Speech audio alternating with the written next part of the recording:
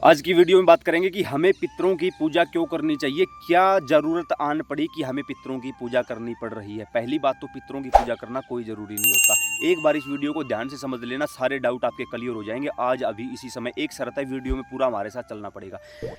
पहली बात यही है कि हमारे घर में हमें हमारे पितरों की पूजा करने की कोई भी आवश्यकता नहीं होती, लेकिन समय समय पर उनका हमें भोग इत्यादि निकालना पड़ता ताकि वो शांत रहें, मुक्त रहें, भगवान के धाम जा सके और हमें परेशान न कर सकें। वो कैसे निकालना होगा, क्या क्या निकालना होगा, क्यों निकालना होगा और इसकी आवश्यकता क्या है।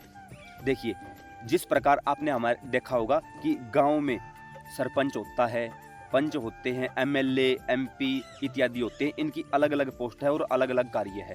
अब जो काम गांव के सरपंच का है वो देश के प्रधानमंत्री नहीं कर सकते। ठीक उसी प्रकार भगवान ने भी इन देवी देवताओं एवं पितरों को कुछ कार्य दे रखा है। अब हमारे घर के काम बनाने के लिए कुछ चीज़ें ऐसी होती हैं जो पितरों के हिस्से में होती है। 4 प्रकार की चीज़ें पितरों के हाथ में होती है। कौन सी चीज़ें?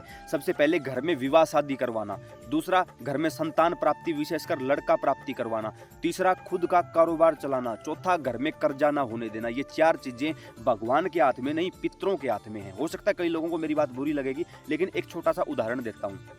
मान लो आप मेरे पास फ़ोन करो कि भाई आप मेरे घर आ जाओ, हमारे बच्चे का जन्मदिन है या कोई शादी है। मैं यहाँ से गाड़ी उठा के चल पड़ूँ और जैसे ही मैं आपके घर के दरवाजे पर पहुँचूंगा, उस समय आपके पिताजी मुझे वहाँ मिले। कौन है भाई? ये नाम है। कहाँ से आया है? वहाँ से आया हूँ। क्यों आया है? आपके बच्चों ने बुलाया है। क्या काम है? ये काम है। फिर वो आपके पिताजी कहेंगे कि भाई आज मेरे घर में इतना बड़ा फंक्शन है कि इन्होंने आपको इनवाइट कर दिया, लेकिन मैं इस घर का राजा हूँ, मुखिया हूँ। मेरे कारण, मेरे खून से ये लोग जाने पहचाने जाते हैं, मेरे नाम से जाने पहचाने जाते हैं, मेरी संपत्ति में बैठे हैं और ये लोग मेरी इज्जत नहीं कर रहे। आज के दिन मेरी पूछ नहीं की इन लोगों ने, मैं कहाँ पड़ा हूँ, भूखा हूँ, प्यासा हूँ, ये लोग नहीं देखते और इन्होंने इतनी दूर से आपको बुला लिया। एक बार अपने आप से पूछ के देखो कि क्या मैं उस घर के अंदर जा पाऊंगा? अगर फिर भी मैं गया तो मेरे से गंदा नीच व्यक्ति कोई नहीं है, मैं तुरंत वहीं से वापस आ जाऊंगा। अब आपको क्या लगेगा, अरे हमने इतने प्रेम से उनको बुलाया था, वो तो घमंड में आ गए हैं, 2 पैसे क्या कमा लिए, आए ही नहीं, इतने बड़े हो गए कि वो आए नहीं।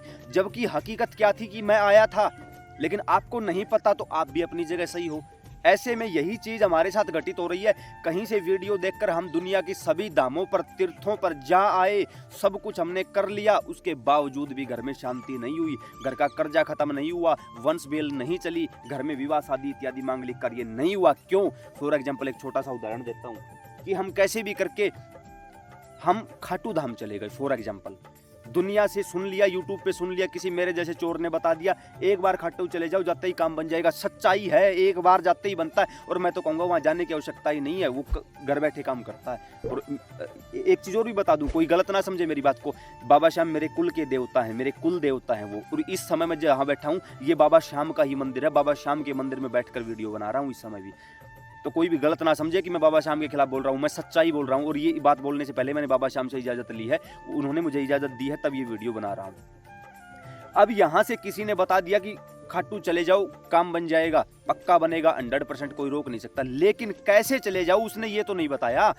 जब तक आप अपने घर के देवी देवताओं को मनाकर नहीं चलोगे, बाहर का देवता आपके घर में शांति नहीं कर सकता किसी भी प्रकार से। आप खाटू गए, बाबा मेरे घर में ये प्रोग्राम है, मेरे घर में ये परेशानी, आप आ जाओ। जैसे ही बाबा नीले पर सवार होकर आपके घर के बाहर पहुंचे, आपके घर के बाहर खड़े पितर ने उसको रोक लिया। कौन है भाई? बाबा श्याम। कहाँ से आया? खाटू से। क्या चाहिए? तेरे बच्चे ने बुलाया, मेरे नाम की अखंड ज्योत जला रखी है। एक बात बताऊं, क्या ये मुझे नहीं पूछता? मुझसे पैदा हुआ है, मेरा खून है, मेरे नाम से जाना जाता है, मेरी संपत्ति में बैठा है, मुझे नहीं पूछता। बाबा श्याम तत्क्षण, याद रखना, स्टाफ का स्टाफ हमेशा खरा उतरता है। अब आप किसी पुलिस वाले की कंप्लेंट किसी पुलिस थाने में करवाओगे, जल्दी से नहीं लिखी जाएगी, क्योंकि वो स्टाफ है। ठीक उसी प्रकार दैवीय शक्तियां दैवीय शक्तियों का मान सम्मान करती है हमेशा से ही। बाबा श्याम देखेंगे, अरे यार बात तो सही है कि इसने अपने ही घर के पूर्वजों को नहीं पूजा, ये खाटू जाके मेरी फेरी लगा रहा है, ये तो गलत बात है। बाबा श्याम वहीं से निकल जाएंगे और फिर आप मेरे जैसे चोरों के पास भागोगे। भाई लुट गए, बर्बाद हो गए, क्या करें? खाटू वाला भी नहीं सुनता। लोग झूठ बोल रहे हैं कि वो हारे का सहारा, वो मेरा सहारा नहीं बना।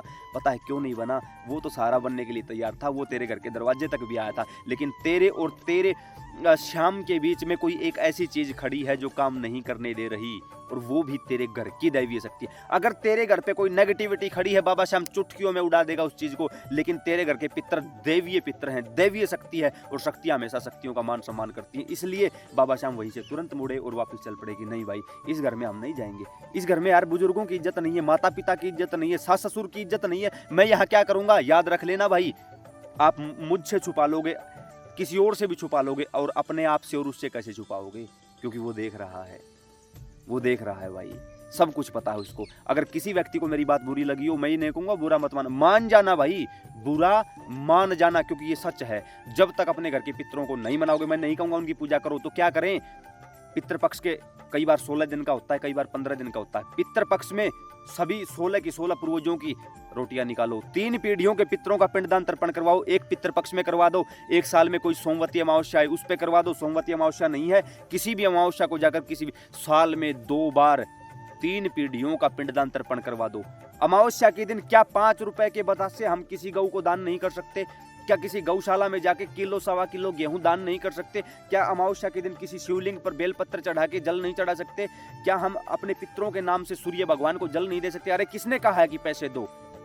किसी मेरे जैसे ने बोल दिया कि गायत्री करवानी पड़ेगी, 1.5 लाख लगेगा, क्यों देना है किसी को? क्या वो राम का नाम आप लोग नहीं ले सकते? क्या आप अपने घर पे बैठ के ये नहीं कह सकते, ये ले बाबा, हे बाबा श्याम तेरे नाम का जाप करते हैं, ओम श्री श्याम देवाय नमः। अब इस जाप को हम कितना करेंगे? हर रोज 108 माला करेंगे 11 दिनों तक। कितना हुआ? 1,25,000 जाप हो गया। 1.25 लाख में कोई भी मंत्र सिद्धि हो जाता है।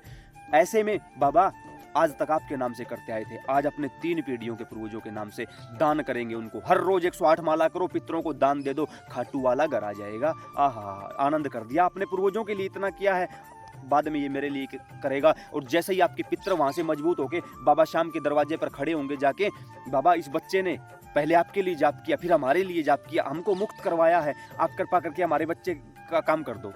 फिर आपको नहीं मांगना पड़ेगा, वो बैठे हैं आपके लिए मांगने के लिए, वो करेंगे खुद, आपको नहीं करना पड़ेगा कुछ भी। इसीलिए आपके घर के पितरों की पूजा की कोई जरूरत नहीं। जिन लोगों ने स्थान दे रखा पूजा करते हैं, कंटिन्यू करते रहो, कोई परहेज नहीं है। लेकिन जिन लोगों ने स्थान नहीं दे रखा पूजा नहीं करते, कोई प्रॉब्लम नहीं है।